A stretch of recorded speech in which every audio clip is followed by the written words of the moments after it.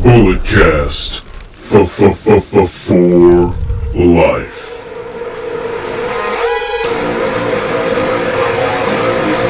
Get up! This is a revolution!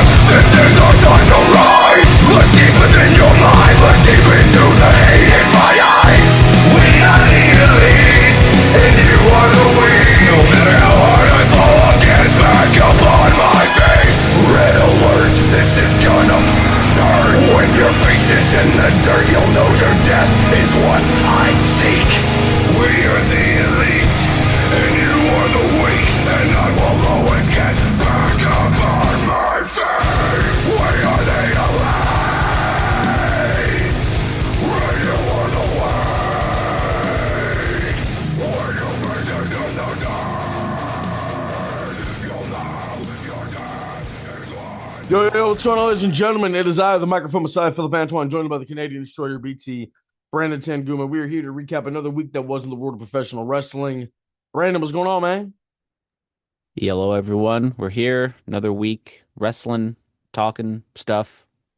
I don't know. I have nothing witty to say this time, like I usually do. It's a little warm one over here in the Bay, or at least in Hayward, I know for sure. Yeah, man. Hydrate. Big day today, Phillip. Jules took her top off. Yep. And if you guys don't know, Jules is my name of my Jeep, but at least the name that Phillip calls my Jeep. Hey, man, look, Jules was getting us around to some indie shows back in the day, so shout out to Jules, man. Yep, We still did a going couple- strong. Did a couple podcasts in Jules. You Yeah, haven't- those are the good old days. We'd use like USB headsets. You haven't lived until you've been riding in a Jeep in the cold of Daly City at like 12:30 in the morning after a Denny's run, recapping an indie show, man. These were the things we did to entertain. And here we are, just, little Zoom babies now.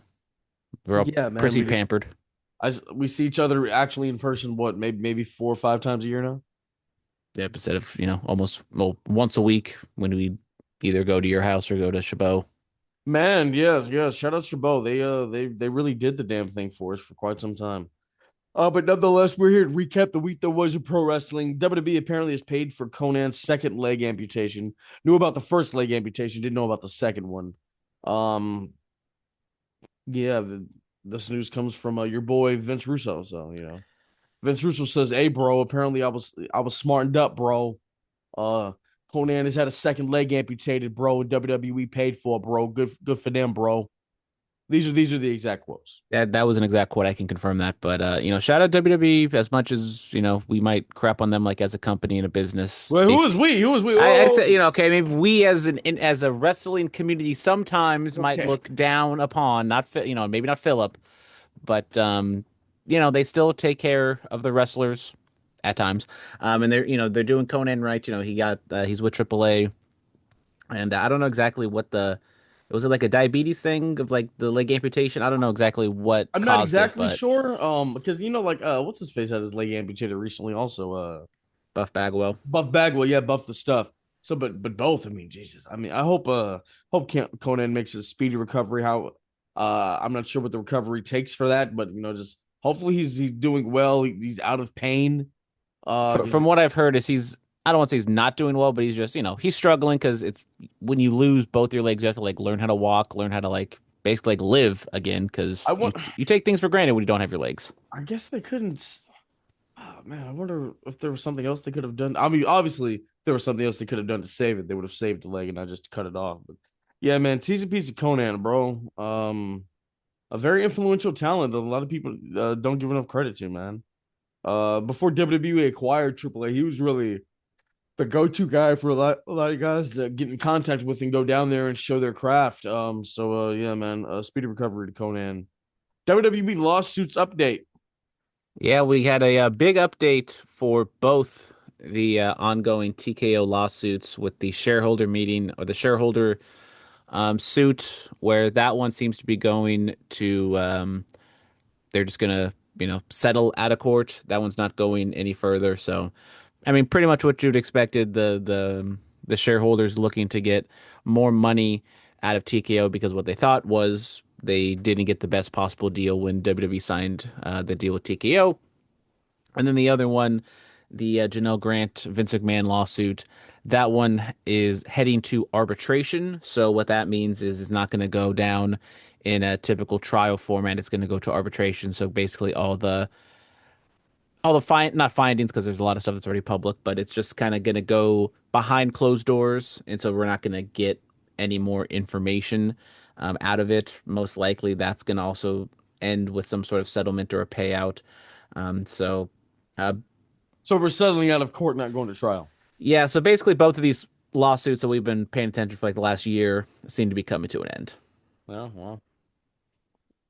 I just saw a headline recently. Somebody said that Vince needs to go back to get people invested again. How do you feel about that? Yeah, I think Teddy Long said that. It was him. Holla holla holla, player. Yeah, I mean, this seems to be like maybe the first step to possibly having Vince McMahon. People think that maybe Vince McMahon is back in power just because of maybe some of the decisions and how WWE creative has been recently, but I could see them kind of soft launching a return, maybe not like a full-blown return, but just kind of more acknowledgments, maybe putting him in the Hall of Fame or Like a public appearance or two. yeah, just, not being I think, blackballed and, persona non grata. I'm gonna say it. I think people want to see Vince McMahon. I'm not gonna lie to you. I think because even like when the stuff like first happened, he was making appearances on TV like nothing happened, and people were cheering him. Which is interesting. Um, yeah. Just do you feel like when was the last time Vince actually made a public appearance on WWE television? What was that 2022, 23 maybe? Beliefs, because it was like a Minnesota appearance, like right at not like right after, but it was pretty soon after the initial stuff went down. And we live in this social media world where it's very anti-Vince, but if you go out, maybe people aren't paying as close of attention to the situation that's going on. So if you were to come out on WWE program, maybe, a lot of the fans wouldn't know what's going down. But I think it's just a very sticky and kind of just a nasty situation overall. And I wouldn't do it personally, but I mean, this is the same company that is running the same conglomerate that is going to run a pay-per-view on the lawn of the White House this weekend. So, Oh, so that's still happening. I thought they canceled that.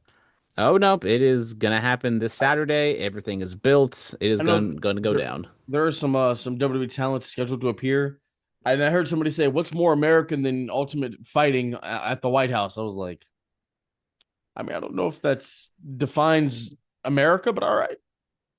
I feel like maybe being American, maybe like, adhering to laws and treating people with respect and dignity, but that's just me. And apple pie, of course. And apple pie, yeah. Yeah, yeah. A little baseball, America's favorite pastime. Am I correct? Of course, always will be the greatest sport in the world. Even though the World Cup is going on right now, USA is about to kick off in about a half hour. Dude, So, the World Cup's a work. It's not real. well, if it was up to me, if I was booking, we all know I would have had Bosnia absolutely destroy Canada this morning, but that didn't happen, Hey, unfortunately. look, man, we got to lay off the Canadian hatred. I was an honorary Canadian before I was an honorary youth. Shout out Chris Van Vliet. Which Chris Chris Van Vliet Van, had uh, Kathy Kelly on his podcast. And respectfully. And yes, some things may have been said where Kevin Owens' wife took exception because Kathy Kelly was talking about she has been diagnosed with autism, and then she had nice things to say about Kevin Owens, but then she also brought up Kevin Owens' son, Owen, and the wife, Kevin Owens' wife, did not like that, and I haven't really been paying attention if there was any clapback or not clapback, but any response from Kathy Kelly. But yeah.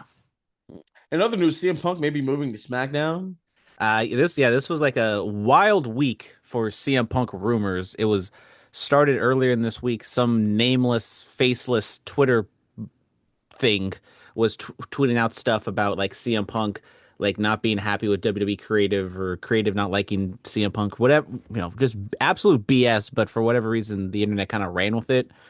And then like kind of, I know we might have our issues with some of these reputable wrestling journalists, but they kind of combated that. And Dave Meltzer came out and said that it looks as though CM Punk will be coming back relatively soon. and he will probably be moving over to the SmackDown brand. And that makes sense because they did tease the Cody Rhodes CM Punk match after the night after WrestleMania. And I don't know if you really want to have Punk on the same brand as Roman right now. So just kind of getting him off and doing stuff with Cody because that seems to be the maybe SummerSlam or next year's WrestleMania or some match down the line. So it makes sense to have him switch over to the blue brand, I guess, and have Raw be the Bloodline show.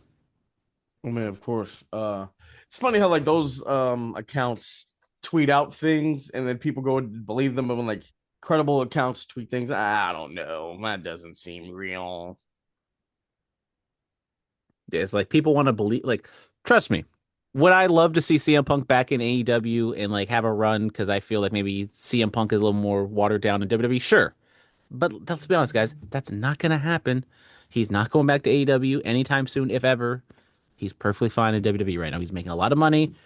Hell, we have Ryback defending CM Punk on the internet because there's a photo slash video of Punk in the gym and he looks absolutely jacked out of his mind. And people are saying he's using steroids, which he might be, but you know. I don't think Punk is on I mean, steroids. steroids and like testosterone replacement therapy is like a very murky thing, and with him Why would you being need to straight replace edge, testosterone if you it, already have testosterone in your body? well, when you're 47 years old, you don't You really still need have to. testosterone in your body. You don't need to replace it. Hey, you ain't making as much as you used to. You'd be seeing those Frank Thomas, Doug Flutie commercials on the TV. I I don't even know who that is. I knew if I name dropped Frank Thomas and Doug Flutie, Philip, but I have no idea. But Yeah, who? two Doug? fantastic legends. Hey, Doug Flutie is the leader of the Short Kings. Okay, you respect Doug Flutie. You say Doug, I'm thinking like the cartoon, like do like that. That's where my head's going. Anyway, CM Punk moving to SmackDown wouldn't be the worst thing in the world. I'm kind of down for it. No fan mail this week. SmackDown, really only notable thing. Dominic Mysterio advances to the King of the Ring tournament. Yeah, a lot of help from the Judgment Day, as you'd expect with these Fatal 4-Way matches. It was perfectly fine, made sense. We talked a little about it last week, kind of projecting Dom winning just to have him go up against Obafemi. And I think it makes a lot of sense. Dom is the perfect person for either Oba to beat or lose to if Brock will come out and do something to keep that thing going. So, overall, it just made sense for this to go to happen. And they're telling a pretty decent story with Dominic and kind of the entire Judgment Day trying to go after that king slash queen of the ring. I enjoyed. We'll have to wait and see. Inside the ring, Zarya wins the North America Championship. She defeats Tatum Paxley. She stopped using the spear and started using the F5. She's the. I So wonder if Brock Lesnar gave her his blessing. Guess how many people actually use a spear on WWE TV? Roman Reigns, Braun Breaker, both Usos do it now. Uh, Charlotte does it. That's all I can think of at the moment. What you call it? So, what was one more person doing it? I mean, because she did it well. I mean, I do feel like, I mean, you named like what 4 or 5 people. That is kind of a lot. And like Roman will use it as his finisher. Other ones will kind of use it more as like a transition Braun move. Breaker is his finisher too. Well, yeah, I mean, yeah, Braun uses it as a finisher, but then like the other ones kind of use it as a transition move. So I do think it is No, a little Jacob watered just down. started doing a spear. So I don't know, but shout out Zarya. She's been, doing her thing over there down in NXT since beating Soruka. Tana Paxley apparently after the show was a little emotional, saying goodbye to the fans. So maybe she is on the way out and going to the main roster. She's a good character. I think she's kind of improved herself recently. So we'll see what happens. And maybe she can add some depth to kind of that mid card women's division. And who knows, maybe she gets over and she can be in that world title scene. Absolutely. Um, Sancho Demira turns on the Melanin Mafia. Oh my goodness. I thought, if you're in the mafia, you're in the mafia forever. Yeah, did you see the events that occurred this past weekend? I did, Philip. It was a catastrophe. Yeah, man. Sancho won his 3-man gauntlet, beat 3 guys. Then the Dark Fox Illuminate showed up and attacked D Rogue and Dom Cirrus, and they're going by the Melanin Empire now. What are your thoughts? Well, Sancho's his own guy. He be doing things, and the empire. One might say an empire is bigger than a mafia. Hey, man, the Empire Strikes Back, right? Yeah, the mafia might be underground, but the empire is everywhere. Hey. And then it was just announced for the Freedom Fighters Juneteenth show, the Melanin Mafia versus the Melanin Empire, Battle for the Culture tag team main event. Look at Wow. that on Juneteenth. On Juneteenth. I mean, come on now. That's where the glory calls, man. When the glory calls. You're not gonna want to miss that, trust me. We're gonna go into Monday Night Raw. Seth Rollins says he has a date somewhere down the line with Roman Reigns. Seth is talking to Montez Ford in the locker room. The Usos and Jacob Fatu come in there. Jay doesn't like what Seth is saying. He says, Jacob, handle this fool. Jacob looks at Seth and then just walks away. Jacob Fatu refusing to help the Usos. Basically saying, I don't listen to you. I'll listen to the Tribal Chief. I thought it was a, good little wrinkle. It does make sense from Fatu's perspective of he reluctantly did it for Roman, so he's definitely not going to do it for the Usos because he doesn't have to. He doesn't have any, obligations to fall in line with the Usos. And with maybe Roman, kind of gone for the next couple weeks, maybe month, that kind of leads into some, some not faction warfare, but just some friction between Fatu and the Usos. So I don't see him turning on them right away because this is going to be probably a long-term story. But I did like kind of that aspect of it because you don't want to see Fatu just kind of be a lapdog and just kind of pulled around everywhere. Absolutely not. Obafemi fights off the Judgment Day, that being JD McDonough and Dominic Mysterio.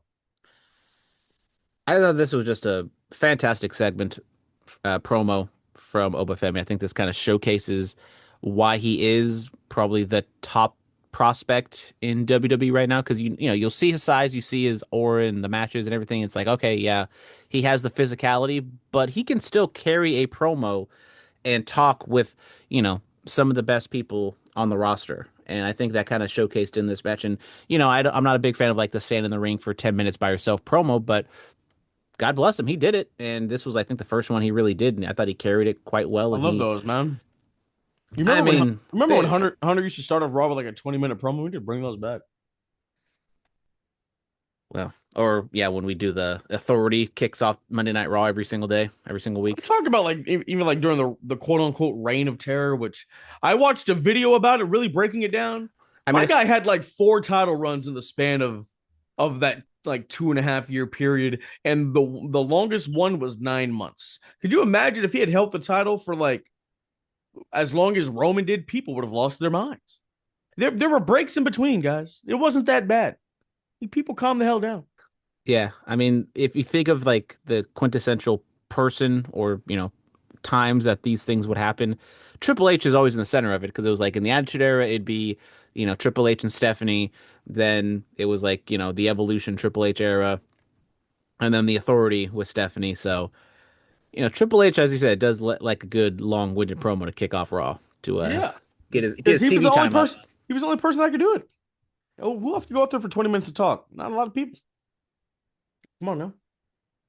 Yeah. Liv Morgan advances in the Queen of the Ring. Once I've again, heard why is a champion in the match where she wants it all, dude. She explained it. how come Roman or Cody's on in these? I mean, come on. They're running away from the grind. Come on. I heard somebody say Raquel eliminates Liv. What are your thoughts? I mean, that could happen. I think the women's one is kind of a little more wide open just because it doesn't, you're not, obviously you're like, can have a match at SummerSlam, but you're not like married to it being like a main event or something. So it can kind of go in a bunch of different ways. Like Jade, Charlotte, they're kind of, obviously can do something with Rhea if you want to, but they're doing the sort of dissension. Roxy is kind of back disagreeing with Liv from time to time, so maybe they go down that route, but she doesn't have Finn to kind of have her back, so I don't know where, what backup she'll have to go against the Judgment Day if they are going to pull the trigger on that. So, um, I think it's okay on the women's side. No. Javon Evans advances in the King of the Ring. King Von? I mean, big win for him in terms of moving on and the King of the Ring. Um, but the focus was more on Seth and the Vision. And I kind of wish if we were gonna have Javon Evans do something like that, maybe make him a little more of a focal point and not just have him, everyone slips on a banana peel and he just happens to be the last guy standing and gets the win that way. Um, so I don't really see this as like a push for Javon. Like the he's gonna wrestle whoever wins the match tonight on SmackDown, and I absolutely loved the LA Knight promo and his little face off with Jay. I know Jay didn't really say much because he was just gassed doing his little yeet thing, but I think it's this kind of showcases that, not every feud needs a title, and they're two baby faces, but you kind of see where both of them are coming from. Of LA Knight kind of fed up with the bloodline, but then Jay obviously has to defend his family. Neither one of them are like unlikable, but you can kind of choose your side if you have one. And I think they're making this match on SmackDown kind of be a big deal. And you can see either Jay or LA Knight win. And like I think if you push LA Knight and have him win the King of the Ring tournament, if it's not going to be Obafemi, I think you can do LA Knight and uh, Roman Reigns at SummerSlam. It'd be a pretty big deal to be honest, because I think Yeah, he's kind of getting a little bit of his mojo right now. I'm down, man. I'm down for LA Knight. Yeah, going up against the Tribal Chief one more time. I think that'd be good business. And it's different because a lot of people are saying like, "Oh, it's just the bloodline again," blah blah blah. But like LA Knight, yes, he was involved with it a little bit, but he wasn't, kind of that Kevin Owens. He's not Kevin Owens, like who was going up against him every single week. Yeah, yeah, yeah. I'm just as SmackDown is on and whatnot, seeing a clip here. I was sent by the tribal chief. I ain't here for Jay. I'm here to speak to Solo Jacob Fatu. So we'll play on that development next week as we continue with the developments of everything else. Penta retains the Intercontinental title in a fantastic match against Rey Mysterio. Is it 2006 again? Rey Mysterio got the baggy pants on, man. The Captain America gear, no less low key, but the colors. I was like, hold on now. He's We doing got a little facial hair going. we're doing something again. The shout out to the general manager of AAA. Big win for Penta. Then what you call it? Ethan Page comes out there and Rusev, and then Chad Gable apologizing to Penta, apologizing to Rey Mysterio, making the save. Come on, brother. This is what we do. We have Chad Gable fight off Ethan Page and Rusev for a couple weeks, and then we go to Minneapolis. Penta, Chad Gable, IC title. Give him 15 minutes bell to bell and let them boys cook. And you put that IC title on Chad Gable. Yeah, I'm liking what they're doing with Chad Gable. They're telling the story of him trying to rebuild himself and trying to be Can't mess better it from up. what he was doing because he did the same thing on SmackDown and he went back on Raw and he's kind of he's not he's apologized for what he said, but he's not trying to excuse what he did. He's trying to just make amends like a regular person would do. Yeah. You can't mess this up, bro. I'm down. And then the American Alpha music hit. I was like, hold on now. This is what we're gonna do. We have to do this. So Ruka retains her kind of title against Lyra Valkyria. Yeah, saw the match between these two like you would expect. I think And two of the better wrestlers. this was a better cleaned soul snatcher. I mean, It was more crisp. about damn time. Yeah, like there wasn't like a long waiting because I've heard these other critiques about the waiting period. There wasn't a long waiting period. It happened fast. So if it happens like that every time, are you cool with it? Yeah, I mean it's. I'm still gonna have my qualms because I feel like it's just kind of a very fake looking move in terms of just like the setup and everything. Okay, brother. Like the torture rack was a thing. Like, what are we talking about? like, Yeah, but you're not just like saying it. Once again, it's are you there's a telling lot of me an Irish whip is very dumb, but it's just been done for so long that we just kind of like there are a lot of like wrestling things that are like what the like figure four leg lock that does not hurt at all. are you sure? I tapped out many a time in the living room to a figure four. You know what I'm saying? Still real to me, damn it. Yeah, right? Come on now, hello. I mean, like it's just like those things like if you and I are like in a triple threat with My thing is more just like it takes a lot of effort, and I don't think it looks particularly like it looks impressive because you're doing like a flip, but yeah, and then it she's ends up driving just your face it ends up down to just the yeah, canvas but with you that can much just do that momentum. being you can just do that with a regular cutter. But somebody No, Ray, no. I get the hell people are using the spear, but she threw a little flavor on there. I get it. Wrestling logic doesn't necessarily make sense, bro. Like if you and I have a triple threat with, let's say, Ethan Page, and I body slam you onto him, you both are going to be hurt. Now, if you and I are tagging with each other against Ethan Page and Rusev, and I body slam you on one of them, it doesn't hurt because I was using you as a weapon to effectively hurt them. You see what I'm saying? Like just wrestling is whatever, you know. There are things that don't make sense, but we kind of look past them. Yeah. I've been Irish whipped a couple times. I've never. The force is so strong, bro. You just can't stop. Can't stop, won't stop. Yeah, come on now. Darby Allin returns because he can't stop, won't stop to attack Kevin Knight. Yeah, after a couple weeks away from Double or Nothing after the attack, Darby came back and went after Kevin Knight. Um, you could say maybe they're going to do a match at Forbidden Door, but it looks as though maybe they will probably be on the same side or different sides because we have a couple matches announced for Forbidden Door with Team MJF going up against Team Briscoe, 6-on-6. Briscoe's probably gonna have the conglomeration on his side, while MJF will have the Don Callis family on his side. It's 6v6. I counted it. The conglomeration is 5. So you could have Darby Allin be on Team Briscoe, and then you can have, Kevin Knight on Team MJF because they did do a backstage segment on Dynamite of Kevin Knight stepping up and wanting to be on MJF's team. So, you get MJF, Kevin Knight, Okada, Kyle Fletcher, Andrade reluctantly up against Briscoe. They're saying this is one of 3 main events. So they're kind of giving it that like WrestleMania treatment. I would not suspect this will be the last match. I think that's probably going to be the men's Owen Hart Cup final. But we'll see.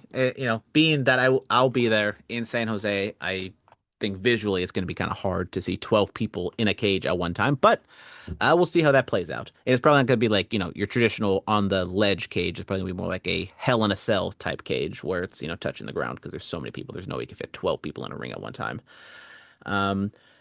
Then they also announced that Kenny Omega will take on Zack Sabre Jr. at Forbidden Door, just kind of a standard. Zack Sabre Jr. lays a challenge down to Kenny. Kenny accepts, and that's it. It's a Forbidden Door match for the sickos, and I'm gonna love it. It's gonna be fantastic. Let's be honest, guys. We had a late switch for the women's Owen Hart tournament with Sari was supposed to be in it, but she was hurt, and so she got switched in for Maya World. T's and P's to Maya World's family. Apparently, her younger brother passed away earlier this week. Oh my God. Yeah, and so she was put in this match, and she ended up beating Sky Blue, so she moves on in the Owen Hart Cup. She will take on Athena in the next round. I don't think that'll be next week because Mercedes is going to take on, I'm blanking on her name, I'm sorry, a wrestler from Stardom. So presumably it's probably going to be Athena and Mercedes Moné in the finals of the Owen Hart tournament. So we're going to run that back from whenever they had their match last year. And then main event for the men's Owen Hart semifinals was Swerve Strickland taking on Brody King. As you'd expect, really good match between these two, and Swerve gets the win after Prince Nana hits Brody with some sort of weapon, and then Swerve busts out the Vertebreaker for the win. So we will be getting Swerve and Will Ospreay, and as I said, I presume this will be the main event. That match will be insane with the title shot at Wembley on the line. And a good solid little promo from Will Ospreay earlier in the show. And they also did a little thing of Alex Windsor, who lost her match against Mercedes, kind of, crying and hugging Will. So they're kind of like establishing that they're a couple and all that other good fun stuff. So I don't know if, that's probably something to keep an eye on later on down the line, but decent Dynamite from AEW. They were in Cincinnati. I don't know if Mr. X was there in attendance. Unfortunately, wasn't the best crowd. Sorry, Mr. X. The venue, it's a small venue, but they weren't exactly sold out, and the crowd wasn't that hot, so it just kind of made it look a little minor league, unfortunately. But so hopefully this doesn't hurt Cincinnati, and they'll come back to get another show. Damn. I know. I'm sorry. I'm sorry, Mr. X, to talk bad down in Cincinnati, but Hey, shout out Mr. X. He made the Melanin Mafia or the Melanin Empire logo. Shout out to that guy. Hall of Famer, Mr. X. Yes, of course. Absolutely. Yeah. I think that's gonna do it for us, right? Yep, that'll do it. Well, we got no pay-per-views, no PLEs this week, so you get to take a little deep breath. We actually got nothing for the next 2 weeks. Or Forbidden Doors in 3 weeks. Yeah, we got little summer lull right now. Catch breath. Everyone go outside, go to the beach, touch grass, do all that stuff. Smoke grass if you're into that stuff. Go ahead. If you're of age. Yeah, please touch grass, smoke grass, do all that, all that stuff. All right, ladies and gentlemen, that is going to do it for us. We'll be back next week to recap everything that was in pro wrestling. As always, be safe and stay dangerous. Yes, sir.